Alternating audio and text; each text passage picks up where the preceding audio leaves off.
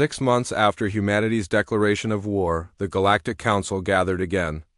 The chamber looked the same as before, but everything had changed. The representatives who once laughed now spoke in quiet, respectful tones. The Vrexian Dominion no longer existed as an independent power. Their territory was under human occupation. Their fleets were destroyed or captured. Their proud empire, 3,000 years old, had fallen in less than a year. The 3 species who joined them fared little better. The Caltharian Imperium lost half their territory. The Nexian collective surrendered after humanity's cyber attacks crippled their infrastructure. The Draken Empire, ancient rulers of the Galactic Core, signed a peace treaty that limited their military to defensive forces only. Admiral Day 1 entered the council chamber for the second time. This time, every species representative stood as he approached. No one laughed. No one made jokes about weak humans or primitive technology. Thomanax was not present. The former Vrexian ambassador was awaiting trial for war crimes. His species had a new government now, one that accepted human supervision. Captain Jia followed Day 1 to the center platform. She carried the same case as before, but now everyone knew it contained more than just documents. It represented humanity's will, backed by the strongest military force the galaxy had seen in centuries. Honorable members of the Galactic Council, Day 1 began. His voice was the same calm tone as 6 months ago, but now everyone listened in complete silence. Humanity requested this session to present the terms of peace. A hologram appeared showing the new map of the galaxy. Human territory was marked in blue. It had expanded significantly, absorbing the former Vrexian worlds and several neutral zones. First, reparations. The Vrexian Dominion owes humanity for 7 million civilians murdered in the initial attacks. We calculate the value at 12 trillion galactic credits. Payment will begin immediately and continue for the next 20 years. Several representatives shifted uncomfortably. 12 trillion was an enormous sum, but no one objected. Second, full sovereignty. All previous treaties forced upon humanity are void. We demand recognition as an equal power with full voting rights in all galactic institutions. Any trade restrictions, military limitations, or territorial claims against humanity are canceled permanently. The Caltharian representative raised one of its crystalline appendages. Agreed. These terms are acceptable. Other voices echoed agreement. They didn't have much choice. Third, Day 1 continued, and his voice grew harder. The galaxy must remember. Remember that youth doesn't mean weakness. Remember that being new doesn't mean being helpless. Remember what happens when you assume you can bully someone because they seem small. He gestured to Ja, who activated another hologram. This one showed footage from the war. Burning ships. Destroyed fleets. The face of every Vrexian officer who ordered attacks on civilian targets. We fought this war because we had no choice, Day 1 said. We didn't want it. We wanted peace. We wanted to be part of your community. You wouldn't let us, so we showed you what we really are. The hologram changed to show human ships, human technology, and human soldiers. Not the primitive images the galaxy expected, but advanced weapons that shocked even the oldest species. We are the species that developed nuclear weapons before leaving our planet. We are the species that fought world wars that killed hundreds of millions. We understand destruction in ways you forgot over your millennia of civilization. We hope you never force us to show you again. The chamber remained silent. Every species understood the message. Push humanity again, and the result would be even worse. However, Day 1's voice softened slightly. We don't seek empire. We don't want to rule you. We want 3 simple things: respect, fair treatment, and the guarantee that no species will ever assume they can attack us without consequences. He deactivated the hologram and looked around the chamber. These terms are not negotiable. Accept them, and we can build a better galaxy together. Reject them, and we will continue this war until everyone accepts them. The vote was unanimous. Every species accepted humanity's terms without debate. In the months that followed, the galaxy adjusted to its new reality. Commander Taman, who survived the war, helped establish the War Crimes Tribunal. He insisted that both sides be held accountable. Some Vrexian officers were punished for attacking civilians. Some human agents were disciplined for excessive force. "War brings out the worst in everyone," Taman said during one trial. "But we can choose to be better after it ends." His honesty earned respect from both species. The tribunal became a model for galactic justice, replacing the old system where might made right. Agent Hay-1 emerged from her cover and helped dismantle the exploitative trade practices that kept younger species suppressed. She worked with representatives from dozens of worlds to create new economic treaties that were actually fair. The old empires controlled everything through ancient agreements, she explained to a gathering of minor species. They made rules that favored them and punished everyone else. Now we can build something better, something where every species has a fair chance. The changes spread across the galaxy. Species that had been oppressed for centuries found their voices. New alliances formed. Old power structures crumbled. 1 year after the war ended, Captain Sora took humanity's newest ship on a diplomatic tour. The vessel was designed for peace, not war. It carried scientists, teachers, and cultural ambassadors. She visited former enemy worlds and found something unexpected: gratitude. On a Nexian colony world, a local official approached her. "Your war freed us," they said quietly. "We were part of an empire that controlled everything. We had no choice, no freedom. When you broke that empire, you broke our chains too." So Ra found similar reactions on a dozen worlds. Minor species that had been part of the old empires didn't mourn their fall. They celebrated it. "We didn't realize we could say no," a young Draken explained. "Our empire was ancient. We thought that made it right. You showed us that age doesn't equal justice." Back on Earth, General Sangwoo oversaw the decommissioning of humanity's war machine. The automated factories in the Oort cloud went silent. The weapon platforms were disarmed. The ghost drones were destroyed. "We built these things because we had to," he told a gathering of Earth's leaders. "But we don't need them anymore. We proved our point. Now we prove something else. That humans can build as well as we can destroy." The factories that once produced weapons now manufactured tools for terraforming, medical equipment, and construction materials. Human engineers helped rebuild worlds damaged in the war. Human scientists shared some of their technology, carefully chosen advances that would help everyone. Some technology they kept secret: the quantum fold drives, the soul network design, the ghost drone blueprints. These remained classified, a reminder that humanity still had capabilities the galaxy hadn't seen. "Trust but verify," Sangwoo said. "We share what makes us all better.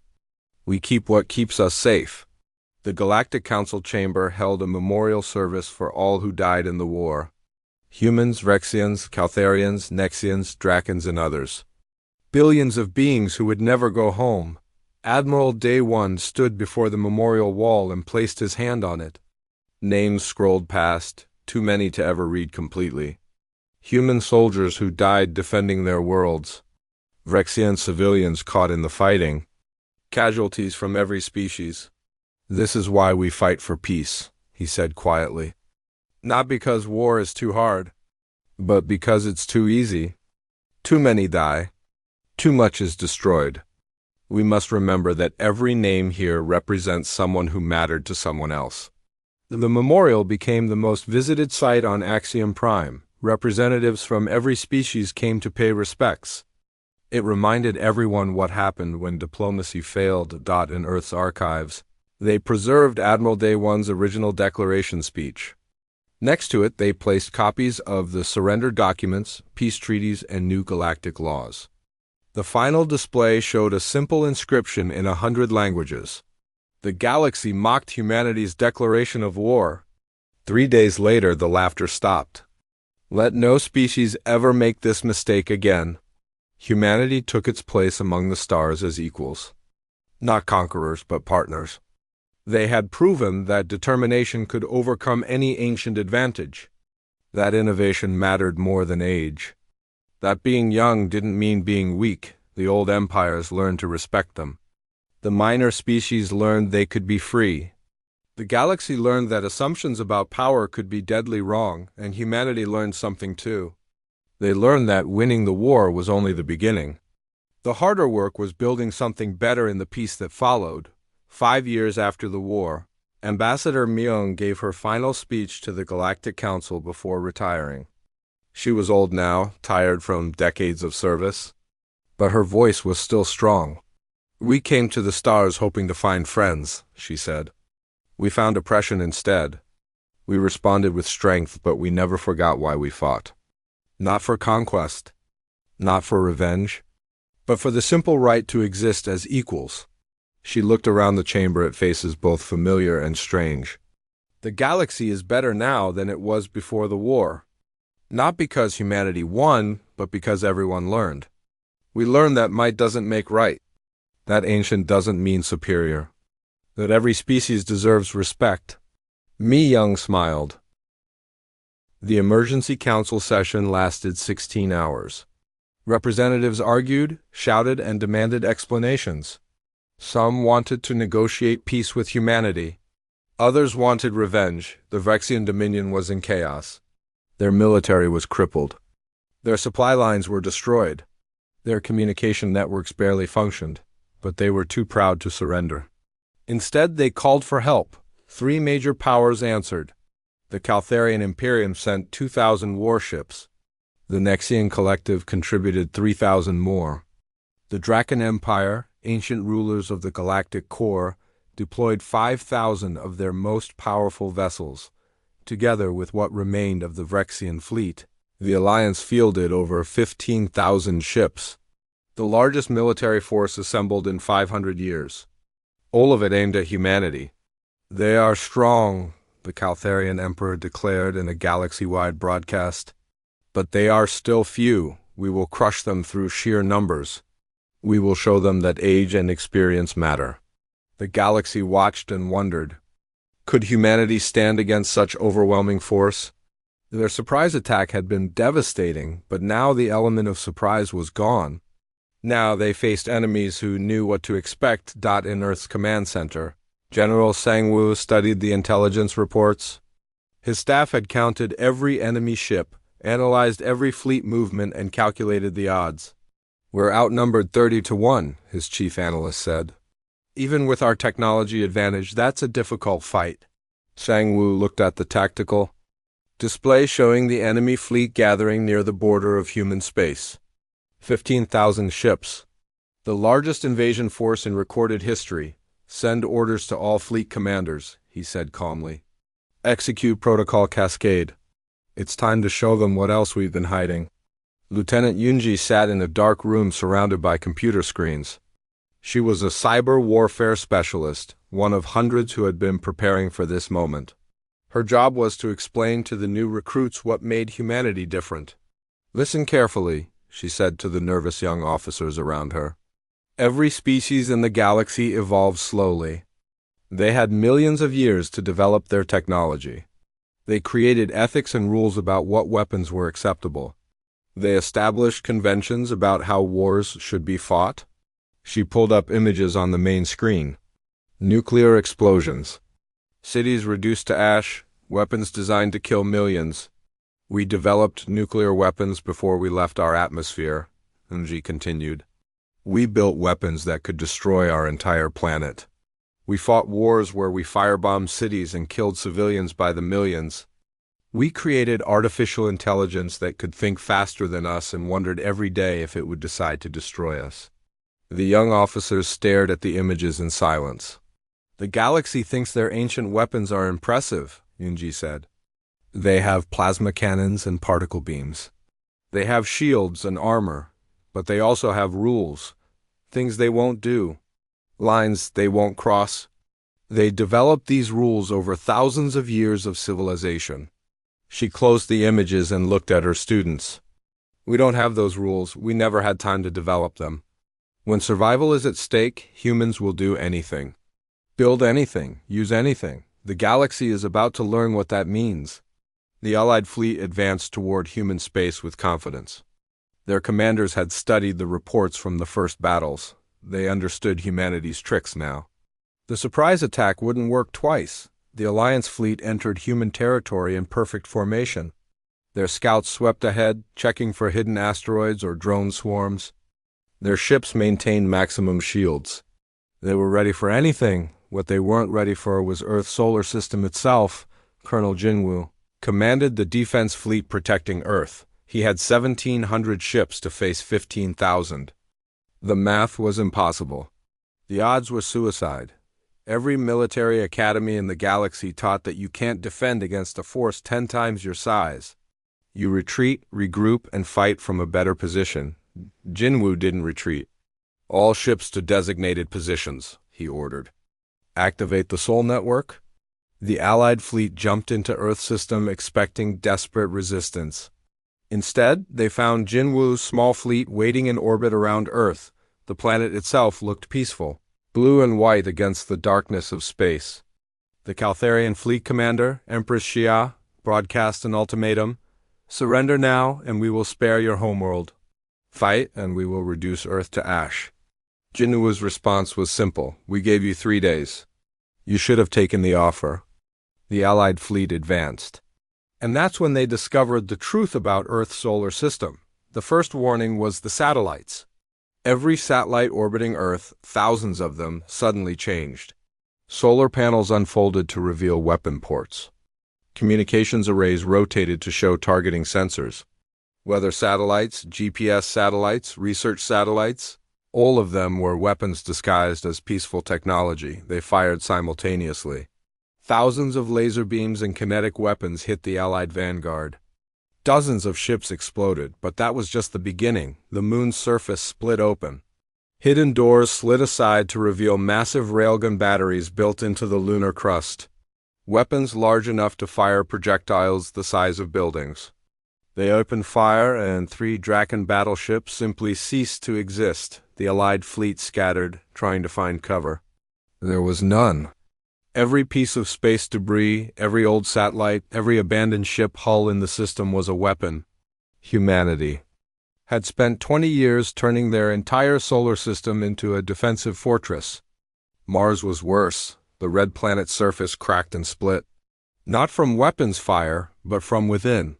Enormous doors opened across the Martian landscape, each one revealing manufacturing facilities built. Underground, millions of autonomous drones poured out like insects from a disturbed nest.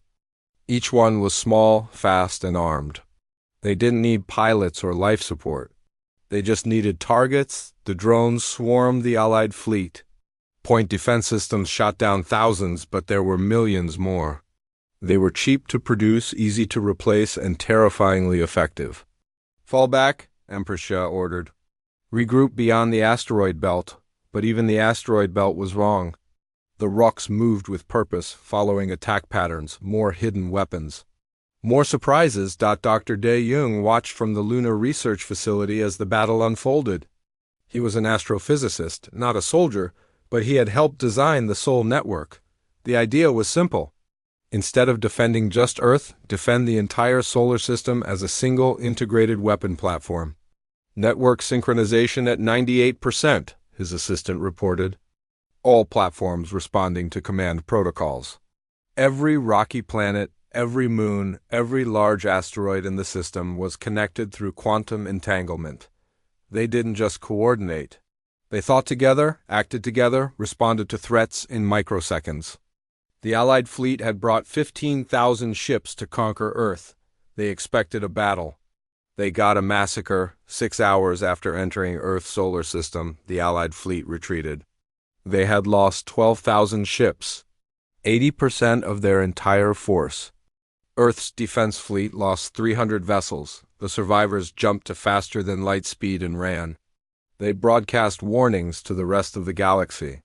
Stay away from Earth. Stay away from humanity's core systems. The humans didn't just build weapons. They weaponized entire star systems. The battle reports spread across the galaxy in hours. News networks that had been predicting humanity's defeat now showed footage of the greatest military disaster in recorded history. Ancient empires that seemed invincible for millennia had been broken in a single day. On a dozen worlds, minor species watched the footage in wonder. For centuries, they had been oppressed by the major powers. They had accepted it as the natural order, the strong ruled. The weak served. Now they saw something different. They saw that strength wasn't about age or size. Strength was about will, innovation, and the refusal to give up. Rebellions began. Minor species stopped paying tribute. They started building their own weapons. They looked at the old empires and wondered why they had ever been afraid. The cascade had begun. Humanity hadn't just won battles. They had shattered the galaxy's assumptions about power.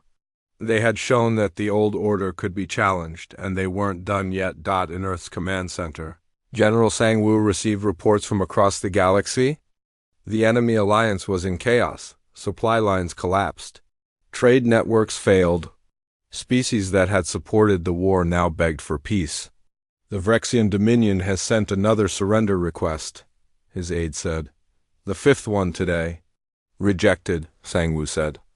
They murdered 7 million civilians. Unconditional surrender only. They give us everything or we take it. Around the command center, officers worked to coordinate the next phase. Humanity was pushing their advantage, pressing forward while the enemy was broken and scattered. Sir, the communications officer called out. We're receiving messages from dozens of species. Minor powers asking for our protection. Others offering alliance. Sang-woo nodded. The galaxy was changing, the old empires were falling, new powers were rising. And humanity stood at the center of it all, not because they wanted empire, not because they sought to rule, but because they had proven that determination and innovation could overcome any ancient advantage. The war wasn't over, but everyone knew how it would end. The asteroids moved first. In the Azure Belt, Commander Taemin was reviewing his fleet positions when his sensor officer screamed. On the display, thousands of asteroids that had been drifting peacefully suddenly lit up with energy signatures. They're not asteroids, Kresh shouted. They're ships. The rocks split open like shells, revealing weapons hidden inside. Each hollow asteroid contained missile batteries, railguns, and drive systems. They had been floating in the belt for months, waiting, disguised as natural space debris. Taemin opened his mouth to give orders, but he never got the chance. The asteroids fired. Kinetic weapons moving at relativistic speeds don't give you time to dodge. They don't give you time to raise shields or maneuver. One moment, Taemin's flagship was there.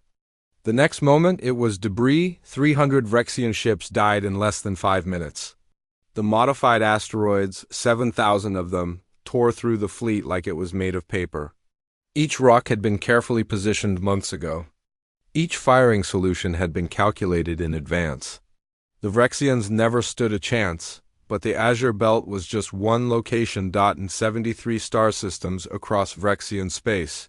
Humanity's true war began at exactly the same moment. Supply depots that had been serving Vrexian ships for years suddenly exploded. Not from outside attacks. From inside. Agent Haewon stood in the control center of a massive Vrexian fuel depot orbiting the planet Craxus. She had worked here for 5 years as a translator and data analyst. Every day she had been polite and helpful. Every day she had also been uploading code into their systems. She pressed a button on her hidden communicator. Protocol Serpent is active. Throughout the depot, computer systems began to malfunction. The Vrexian workers didn't understand what was happening. Safety systems shut down, storage tanks began to overload. Warning alarms blared in every corridor. Haewon walked calmly to the escape pod bay. Behind her, the depot's fusion reactors began an uncontrolled cascade reaction. She launched her pod. Just as the entire structure exploded, taking out 3 Vrexian warships that had been refueling. Across 73 systems, hundreds of other agents activated at the same time. Humans who had lived among aliens for years, building trust, gaining access, and waiting for this exact moment. They weren't soldiers. They were engineers, translators, dock workers, and merchants. All of them spies. The virus they released was elegant. It had been written specifically to exploit Vrexian computer architecture. Their entire empire ran on interconnected networks. Every ship, every station, every planetary defense system talked to every other system. It made them efficient. It also made them vulnerable. The virus spread like wildfire. Communication systems crashed. Weapons platforms turned on their own ships. Defense networks showed false targets everywhere. The mighty Vrexian military infrastructure collapsed in hours. In Earth's command center, buried deep beneath the Canadian shield, General Sang-woo watched the tactical displays light up. Each light represented a strike force activating. Each one was a human fleet that the galaxy didn't know existed. All units reporting successful deployment, his aide said. Operation Awakening is proceeding as planned.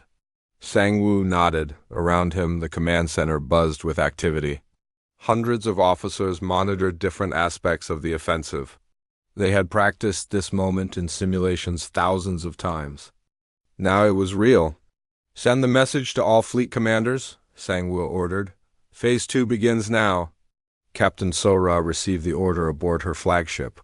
Around her ship, 200 other vessels dropped out of quantum fold space in perfect formation. The Vrexian home fleet, defending their capital world, suddenly found themselves face to face with human warships that shouldn't exist. The Vrexian admiral immediately broadcast a challenge. Identify yourselves. You are in violation of Vrexian sovereign space. Sora smiled coldly. This is Captain Sora of the United Earth Fleet. You are now under attack. Surrender or be destroyed. The Vrexian fleet outnumbered her 50 to 1. 5,000 ships to her 200. They had shields that could withstand nuclear weapons. They had armor forged in the hearts of stars. They had won 1,000 battles across 3,000 years. None of it mattered. Deploy ghost drones, Sora ordered. Each human ship released swarms of small objects, each one smaller than a human fist. To the Vrexians, they looked like debris or sensor chaff. They activated their shields and prepared to fire conventional weapons. The drones didn't care about shields. They used quantum tunneling to pass through solid matter as if it wasn't there. Thousands of them swarmed toward Vrexian ships like angry insects. The first Vrexian dreadnought reported unusual readings, then went silent. The second ship followed, then the third. "What's happening?" the Vrexian admiral screamed. "Report!" But there was no one left to report. Inside each ship, the drones had done their work. They shut down life support. They disabled weapons.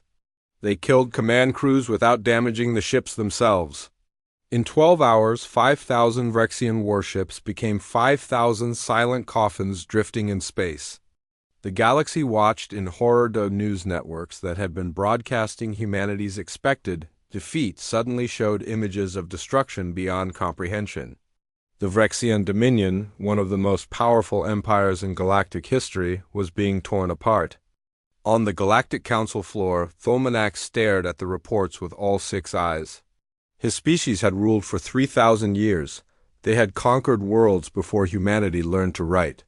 And now, in less than a day, they had lost more military assets than in their entire history. "How?" he whispered. "How is this possible?" Ambassador Mi Young stood up from the human delegation seat. She was a small woman, barely 5 feet tall, with gray hair tied back in a simple style. She had been Earth's representative for 10 years. Everyone had dismissed her as unimportant. "I'll tell you how," Mi Young said clearly. Her voice carried through the shocked silence of the chamber. "You assumed we were weak. You assumed we were stupid. You assumed that because we were new to space, we knew nothing." She walked to the center of the chamber floor where Day One had stood 3 days ago. 200 years ago, we found a crashed alien probe on Mars, while you were laughing at us. Thinking we were primitive, our best scientists were studying it. We learned about your technology, your culture, your weaknesses. We spent 2 centuries preparing before we ever made contact. Mi Young activated a hologram. It showed footage of massive shipyards in the darkness beyond Earth's solar system. Thousands of ships under construction. Automated factories building weapons day and night. Every treaty you forced us to sign, we signed while taking notes. Every trade deal was a chance to learn more. Every time you captured one of our ships, We let you because we learned from what you found and what you missed? Every colony you raided gave us time to evacuate and watch your tactics. She looked directly at Thulminax. You thought you were dealing with a primitive species. You were actually dealing with a species that had been studying you since before your grandfather was born. The hologram changed. It showed more images.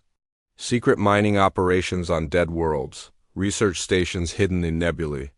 Training facilities where human soldiers practiced tactics that no galactic species would expect. We built thousands of ships where you weren't looking. We developed technologies you never imagined. We recruited agents and placed them in your empire years ago. Everything you saw was what we wanted you to see. Everything you knew about us was what we wanted you to know. The chamber was absolutely silent. Representatives from dozens of species stared at the human ambassador in shock. The Vrexian Dominion declared war on us, Mi-Young continued. You all laughed. You thought we would be crushed in days? You were wrong. The war isn't over yet, but I think everyone here can now see how it's going to end. She pressed another button. New images appeared. Vrexian supply lines in chaos, communications networks down, fleets destroyed or paralyzed. In less than 24 hours, humanity had done what was supposed to be impossible. We didn't want this war, Mi-Young said quietly. We wanted peace. We wanted to be part of the galactic community, but you wouldn't let us. You exploited us. You murdered our people. You forced us to show you what we really are. She looked around the chamber at all the shocked faces. We are human. We are the species that split the atom before leaving our planet. We are the species that built artificial intelligence and wondered if it would destroy us. We are the species that fought world wars with industrial efficiency. We understand something that you forgot over your thousands of years of civilization. Mi-Young's voice grew harder. We understand that survival sometimes means doing the unthinkable. We understand total war in ways you never had to. We adapt, we improvise, and we never ever give up. She deactivated the hologram. The Vrexian Dominion has 72 hours to surrender unconditionally. After that, we stop targeting military assets and start targeting your worlds. I suggest you advise them to accept. Mi-Young walked back to her seat. The entire chamber remained silent. No one laughed now. No one made jokes about weak humans or primitive technology. The galaxy had learned the truth, and the war was just beginning. The first day after the declaration, the Vrexian war fleet crossed into human space expecting a fight. Commander Taemin led the vanguard, 300 warships that could reduce a planet to ash. His orders were simple. Find human military assets and destroy them. Show no mercy, but when his fleet arrived at the border systems, they found nothing. Tae-Min stood on the bridge of his flagship, staring at the tactical display. The scanner showed empty space where human patrol ships should have been. No defensive platforms. No mines, no ships at all. Scan again, he ordered. His sensor officer, a young Vrexian named Kresh, worked his console.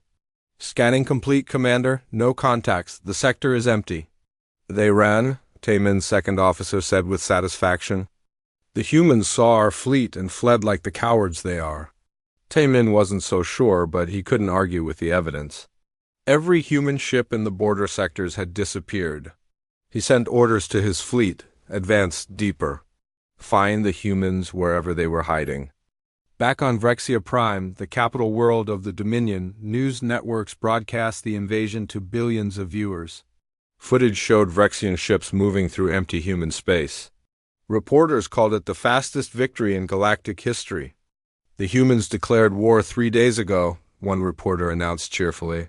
They seem to have already surrendered by running away. Our brave fleet encounters no resistance. Similar broadcasts went out across the galaxy. On 1,000 worlds, people watched and laughed. Some made jokes. Others placed bets on how long until Earth itself fell. The general consensus was less than a week. On the second day, Taemin's fleet reached the first human colony world. New Kyoto was a small farming planet, home to 500,000 people. It had minimal defenses and no military value. The perfect target to make an example, but when Taemin's ships entered orbit, they found the planet abandoned. Impossible, Kresh said, staring at his scanners. This colony was inhabited 3 weeks ago.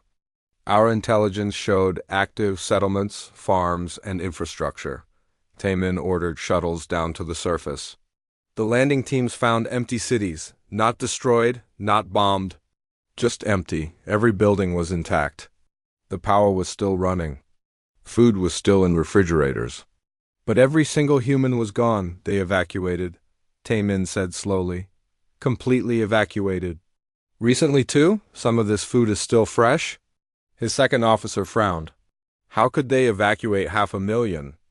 People without us noticing? We had surveillance on this system. Taemin had no answer. He sent a report to Fleet Command and continued the advance. 4 more colony worlds showed the same pattern, empty, evacuated, not a single human left behind. They knew, Taemin said quietly to himself. They knew we were coming before we even left Rexia. His second officer overheard him. Impossible. Our attack plans were classified at the highest levels. Then explain the evacuations, Taemin snapped. Explain how they moved millions of people in secret. Explain where every single human ship has gone. No one had an answer on the 3rd day. Taemin's fleet reached the Azure Belt. This was a massive asteroid field rich in minerals. Human mining operations had been extracting resources here for 5 years. Intelligence reports showed dozens of mining stations, hundreds of workers, and significant infrastructure. All of it was gone. The asteroids were still there, thousands of massive rocks drifting in their ancient orbits. But every human station, every ship, every piece of equipment had vanished. Only the asteroids remained. This is wrong, Taemin muttered. He had been a military officer for 30 years. He had fought in 4 wars. He knew what panic looked like, what a desperate evacuation looked like. This wasn't that. This was planned, organized, calculated. Commander, Kresh called out. I'm picking up unusual readings from the asteroids. What kind of readings? Energy signatures very faint. Like someone tried to mask them, but not quite well enough. Taemin felt something cold settle in his stomach. How many asteroids? Kresh checked his console. Several thousand in this sector alone. Commander, I think these asteroids have been modified. The density readings are wrong. They're hollow. Before Taemin could respond, a priority message came through from Fleet Command. Admiral Vorish himself appeared on the communication screen, all 4 of his eyes blazing with anger. Commander Taemin, explain why your fleet has encountered 0 resistance. Explain why every human asset in the border sectors has disappeared. Admiral, I believe the humans evacuated before we arrived. They knew we were coming. Impossible, Vorish snarled. Continue your advance. Find them. The homeworld demands results. The transmission cut off. Taemin looked at his tactical display. His fleet was spread across multiple systems now, hunting for an enemy that seemed to have disappeared completely. Somewhere in deep space, far from any star, a human ship sat in complete darkness. Fleet Commander Hoseok stood on the bridge watching dozens of holographic displays. Each one showed a different Rexian fleet position. Next to him, Dr. Yuna monitored energy readings from sensors scattered throughout human space. She was a small woman with gray hair and eyes that hadn't seen sleep in 3 days. All Rexian forces are now within the designated zones, she reported. They've taken the bait exactly as predicted, Hoseok nodded. Around him, the bridge crew worked in silence. No one spoke unless necessary. This ship was running on minimal power, nearly invisible to sensors. Around them in the darkness, hundreds of other human ships did the same, all waiting. All watching? Status of the asteroids? Hoseok asked. Online and ready, Yuna replied. All 7,000 units are positioned and armed. The Vrexians have scanned them but don't recognize the modifications. Why would they? Hoseok said quietly. They've never seen anything like what we built. He checked the chronometer on his wrist. 2 hours until the deadline. 2 hours until 0600 Earth Standard Time. Back in the Azure Belt. Taemin ordered his fleet to move through the asteroid field. The rocks were large, some the size of small moons, but his ships could navigate between them easily. His engineers assured him the energy readings were probably just residual power from abandoned mining equipment. "Continue through the belt," he ordered. "There's nothing here but rocks." On the other side of the galaxy, in the Galactic Council chambers, the emergency session continued. Representatives from dozens of species watched the invasion footage and discussed the situation. "The humans have fled," the Caltharian representative said. "As expected." They realized their mistake. "Perhaps we were too harsh," another delegate suggested. "They are a young species. They didn't understand what they were challenging. They will learn," Thulmanax said confidently. "Soon my forces will reach Earth itself. Then humanity will beg for the mercy the first offered them." The Council agreed to send observers to document the human surrender. Several news networks requested permission to broadcast from Earth orbit when the inevitable capitulation occurred. No one questioned why the humans had evacuated so thoroughly. No one wondered where millions of people and hundreds of ships could hide. No one asked how a species could organize such a massive withdrawal in such a short time. They all assumed it was panic. Cowardice. The natural response of a weak species facing extinction. They were very wrong. In the darkness of space, Hoseok watched the final seconds count down. Around him, his crew prepared for what came next. They had been preparing for 20 years, every calculation, every simulation, every contingency, all leading to this moment. "All units report ready status," Yuna said softly. Hoseok took a deep breath. In 73 star systems, human forces waited for his signal, forces the galaxy didn't know existed. Technology the galaxy had never imagined. Strategies developed in secret by a species that had learned to prepare while pretending to be weak. The chronometer reached 0.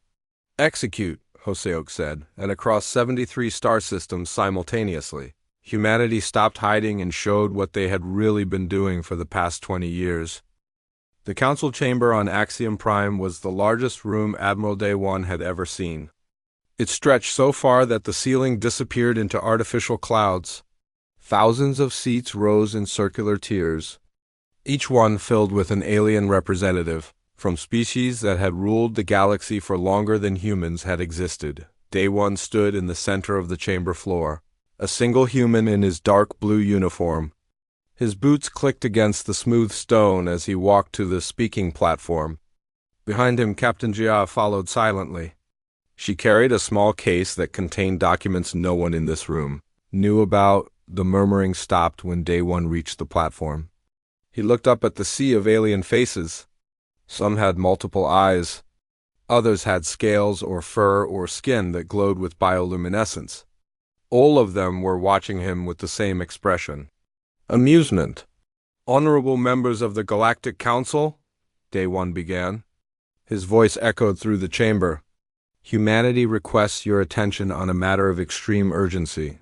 A laugh came from somewhere in the upper tiers. Then another. Soon, a wave of chuckling spread through the chamber. The Vrexian ambassador didn't even stand from his seat. Thulmanax was a massive creature, twice the height of a human, with 4 arms and dark purple skin covered in sharp ridges. His species had controlled a quarter of the galaxy for 3,000 years. "Speak quickly, human," Thulmanax said. "Some of us have important matters to attend to." More laughter rippled through the chamber. Day 1's jaw tightened, but his voice remained calm. 20 years ago, humanity achieved faster-than-light travel and joined the galactic community. In that time, we have followed every law, signed every treaty, and sought peaceful cooperation with all species. "Yes, yes," a really voice called out. "You have been adequate servants?" Day 1 continued as if he hadn't heard the interruption. 3 weeks ago, the Vrexian Dominion declared 12 human colony worlds as contested territory. They began orbital bombardment without warning, without negotiation, without mercy. The chamber grew quieter. Thulmanax leaned forward in his seat. "Those worlds were in disputed space," the Vrexian said. "Ancient Vrexian territory that your kind occupied illegally. Those worlds held 8 million human civilians," Day 1 said. Each word came out hard and sharp. Men, women, and children who were farming, building homes, and living peaceful lives. Your ships destroyed them from orbit. Our casualty reports show 7.2 million dead. The survivors are being hunted? Unfortunate, Thulmanax said, waving one of his hands dismissively. But legal under the Treaty of Corvash, which your government signed. A treaty you forced us to sign. Jia spoke up from behind day one, when we had 5 ships and no knowledge of galactic law. Ignorance is not an excuse, another voice called out. The Caltharian representative, a being that looked like a floating crystal cluster, chimed with what might have been laughter. Perhaps humanity should have studied more before venturing into space. Day one reached into his jacket and pulled out a data chip. He held it up for the chamber to see. This contains humanity's formal response to the Vrexian Dominion's actions. He inserted the chip into the speaking platform. A hologram appeared above his head, visible to everyone in the chamber. The text was simple and direct. The United Earth Government hereby declares a state of war between humanity and the Vrexian Dominion. Any species that provides material support to the Vrexian military effort will also be considered an enemy combatant. This declaration is effective immediately. For 3 full seconds. The chamber was completely silent, then the laughter began. It started as scattered chuckles, then grew into roaring laughter that shook the chamber. Aliens of every species howled with amusement. Some slapped their chairs or each other. Others made sounds that must have been their version of laughing. Thulmanax didn't laugh. He stared at day one with all 6 of his eyes, and slowly a smile spread across his face. It was not a kind smile. You declare war, the Vrexian said slowly. You, humanity, the species that has been in space for barely 20 years. The species with fewer warships than my homeworld's defense fleet. He stood up, his full height making him tower over the platform even from his distant seat. Let me explain something to you. Admiral Day 1 of Earth, my species has fought in 17 major wars across 3,000 years. We have conquered hundreds of worlds. We have broken empires that were ancient when your ancestors were learning to make fire. Thulmanax gestured around the chamber. Every species here has natural advantages that took millions of years to evolve. The Calthari can survive in the vacuum of space. The Nexians can interface directly with computer systems. The Drakons can withstand temperatures that would vaporize your ships. He pointed at day one with one clawed finger. What do humans have? You are weak. Your planet has moderate gravity, so you never developed real strength. You come from a world with one climate zone, so you cannot adapt. Your technology is primitive copies of what we invented millennia ago. You have no territorial depth, no ancient weapons, no secret advantages. The Vrexian smile grew wider. You are prey animals who learn to use tools. And now you think you can fight predators? More laughter filled the chamber. A reptilian delegate near the front actually fell out of his seat from laughing too hard. Single quotes, S hand moved to her sidearm, but day one shook his head slightly. She kept her face blank, showing nothing. Day one looked up at Thulmanax and the thousands of other aliens laughing at him. He didn't smile. He didn't frown. His expression was completely neutral. The declaration stands, he said quietly. You have 3 days to withdraw from all human territory and begin reparations. After that, we will consider your refusal an act of continued aggression. 3 days. Thulmanax bellowed with laughter. Or what? Your handful of ships will attack my empire? This is the most amusing thing I have heard in centuries. The Vrexian ambassador sat back down, still chuckling. I will give you a counteroffer, Admiral. You have 3 days to surrender unconditionally. Every human ship. Every colony. Everything. If you do this, I will only enslave your species instead of exterminating them. This is more mercy than you deserve. We refuse, Day One said. Then you choose extinction. Thulmanax waved his hand. This council session is over. I have an invasion to plan. It should take less than a week. The other delegates were still laughing as Day One and Ja turned and walked out of the chamber. Their footsteps echoed in the vast space. Behind them, someone started taking bets on how many days humanity would last. As they walked down the long corridor away from the chamber. Jia finally spoke. They have no idea, she said quietly. No, Day One agreed. They don't. His hand brushed against the data chip in his pocket. The one he hadn't shown them. The one that contained the real truth about what humanity had been doing for the past 20 years. 3 days. The Vrexians thought it was a deadline for human surrender. They would learn differently. Behind them, the galaxy's laughter echoed through the halls of Axiom Prime, entertainment networks across 1,000 worlds broadcast humanity's declaration. Every species watched and laughed at the foolish newcomers who thought they could fight. 3 days. The countdown began. And in the darkness of space, hidden in places the galaxy had never thought to look, humanity's true fleet waited for the signal.